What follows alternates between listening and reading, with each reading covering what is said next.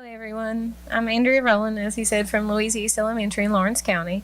My grant was for Phonics VIP. And basically I'm going to go over today go back over my goal and my project.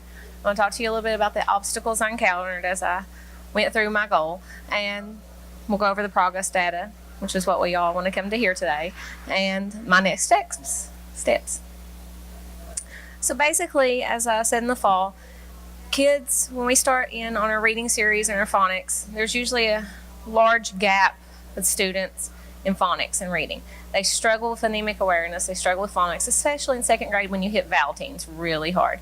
I noticed at the beginning of the year, though, your series start off and you teach one skill per week, maybe two. Our series sometimes sticks in 8 skills in a week for one sound, but it was not, you get 1 week of instruction and then you move on. And our students could not memorize those skills from the first week to the end of the year unless they've encountered it a lot. Or they'll encounter a sound as they're reading that occurs at the end of my instruction, like air. So I thought, what could I do to fix this? How could I get students to have these skills at the beginning? So I looked at it and I proposed a daily holistic approach. So basically every day I went through every sound I taught for the whole year. Flashcard every morning. We got it down to a science of 3 minutes and 55 seconds.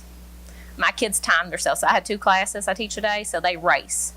And basically we try to see how fast. And if one of my kids don't do it, we stop and we redo that word again, or that flashcard again, that sound. And so they've got to where everybody participated. They did the hand gestures with whole brain, and we went with it and down to a science of 3 minutes and 55 seconds was one of our tops. And basically, I do every sound every day.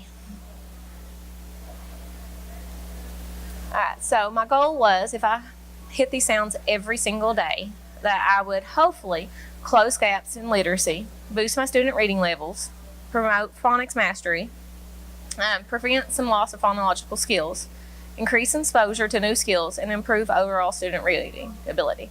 And I kind of just want to create a strong generation of readers. We get so many times, I hear in 3rd grade and 4th grade, that students get to them and they don't know the sounds. They encounter words that they know, they're fine, but when they get to bigger words, it's like they don't have any clue how to break it down in chunks and sounds. So I was hoping to eliminate some of that for next year.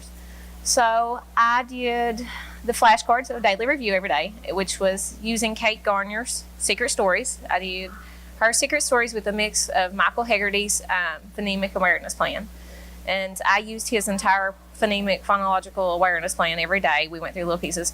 That took a little bit longer. It usually took me about 10 minutes to get it all in. And then, of course, I provided each of my students with those flashcards to take home. And on the back of them were the actual stories for Kate Garner's. So they had these little cards and they're on a ring, and the parents could go through and know the stories and the gestures too, so they could go through them every night with them. And then I got 12 Kindle Fires. And so my goal was to allow them to check them out and take them home and use them at home and in class for Moby Max practice and so forth. Well, unlike a parent conference, I'm not going to give you the good news first and then kind of ease you into the problem. I'm going to kind of talk to you about the problems I hit right from the get-go. Realized Kate Garner or Michael Hegarty do not have a complete phonics program. As I was going through, we hit sounds that just my curriculum did not have. Air and ear and multiple sounds for OU. Some of them were missing. Hegarty has some, Kate Garner had some, so I ended up having to blend them and add some even, make up my own stories as I went. Then I had the problem of my parents did not want to check out these tablets. They didn't want to come in because they had to come in and sign them out. It wasn't very safe for me to send them home in backpacks, so I had to say, you have to come in and so forth like that. So I ended up using them more in class. And then I had problem of creating these flashcards. They took like 3 months to hand cut and print front to back and match up the stories and fix them and take out some of the color because Kate Garner's pictures are all red. And so to make them white and fix them with my own symbols took a while. So basically, I fixed some of these, kind of implemented a few solutions for it. I added sounds that I need for next year. I made a basic set for my kids just to get them out. And over the summer, I'm going to have to add multiple sounds, like probably a good 20 or 30 flashcards for next year's students. Some of my sounds, when I screened my kids with integrity, they were weak on a few of them because, especially for the multiple sounds of OU, because we didn't get to that and I didn't add it to the end. And then next year I'm hoping to kind of have an after school, like an hour that I stay after school to allow my parents to come in and use the tablets with students. Since they won't check them out, maybe if I sit there, maybe they'll come in and use them with them. If nothing else, they might use me as a daycare for an hour and leave their students to use them. And then I'm forming, like I said, more flashcards for next year. All right, progress data. At the beginning of the year, I had 2 students out of the 48 that I taught that actually had mastered just letter sounds. That was a 4.2% for second graders, knowing all their letter sounds. I was a little bit scared when I started the year off. The letter sounds that most of them were missing were the 4 sounds of Y, which is something that I was scared with myself too. Hard and soft G, hard and soft C. The letter R, all my kids want to go and the sounds, 3 sounds of I. None of my students had full mastery of vowel teams at the beginning of the year. All right, towards the end of the year, I now have 42 out of 48 students who have all letter sounds. So that includes all 4 sounds of Y, all the sounds of I, A, even the SWA, which was hard for kids to get at the first of the year. That's an 83% increase just by doing these flashcards. 3 minutes and 55 seconds of my day, and I have an 83% increase. My vowel teams went from 0 to 29 kids out of 48. Now, those ones who didn't get it were still stuck on those ones, the OU, the things that I did not get to do through Daily. Most of my students, though, like I said, OU, let's see. Early literacy. So this is looking at my STAR. The other thing I used to measure, so that was on micro-Hegarty screenings, which is just a page of sounds. I measured also with STAR. At the beginning of the year, 25 of my students out of the 48 were testing on early literacy.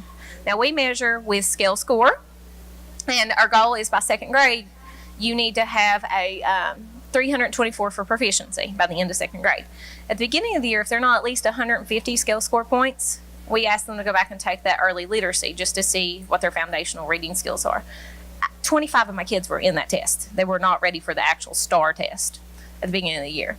And so then at the beginning of the year, the median scale score was 177, and the IRL for average was primer for second grade students. By the end of the year, 8 of my 48 students were still testing in that STAR, but out of 25 now I only have 8 left, and 4 of those were IEPs. They are still learning and have some memory issues. My scale score went up to 317 points as an average, which was a huge growth. It's a 141 point increase. Most of my students are now on average reading on a 2.5. We're not to that 3.0, but going from a primer to a 2.5 was good growth for me. I was proud of them. And within the classroom, I was able to see major growth in just student reading ability, students' ability to I can't say that word, manipulate sounds. Students improved with the ability to spell words, comprehend passages, and just feel confident about their reading. And more of my students are scoring better on even our unit assessments as we go. All right. My next steps will be continuing to work with those sounds that I didn't get through and didn't get to add, like the OU and OW and air, those triples. And then I'm also starting to, I notice my kids got the sounds now, but they don't always apply it. So they run into a word and they're like, and I'm like, no, what's the 3 sounds they have to, and so I'm having to make up some nonsense words and challenge them to substitute those sounds so that way they have strategies when they do run into words as they go on in their reading that they can try. And I'm starting to work really well in the last couple of months with just rules, syllabication rules and so forth like that. No, And so I think over this last year that my kids have grown a lot from this grant. I think being able to provide them with these flashcards for home use, to be able to use these tablets and things in class, and just trying this strategy has helped my students a lot. I can't say if every year my students will need this, but this year my students did. And I'm excited for next year because if they do need it, I'm ready and I have more sounds. And if they don't need it, they're going to just be even stronger readers. And so I thank AR and KVEC for the opportunity to have implemented and made so much growth in my students with these resources. Thank you.